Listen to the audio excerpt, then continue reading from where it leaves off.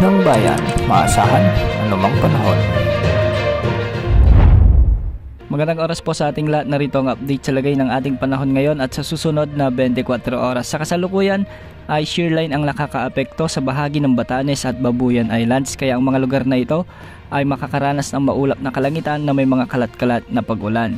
Samantala, easterlies naman ang nakakaapekto sa Cagayan Valley, sa may Aurora, sa may Quezon Province at Bicol Region, kaya makakaranas ang mga lugar na ito ng maalinsangang panahon.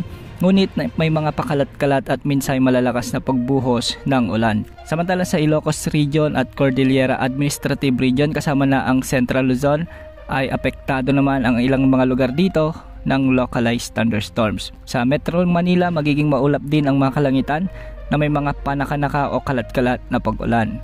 Sa Calabarzon at Mimaropa may mga malalakas na pag-ulan sa bahagi ng Mindoro Provinces, sa may Northern Palawan at sa may southern part ng Palawan. Sa Visayas, asahan din ang mga localized thunderstorms sa bahagi ng Western Visayas, sa may Negros Island Region, sa may southern portion ng Cebu Province at sa may Samar at Leyte Provinces.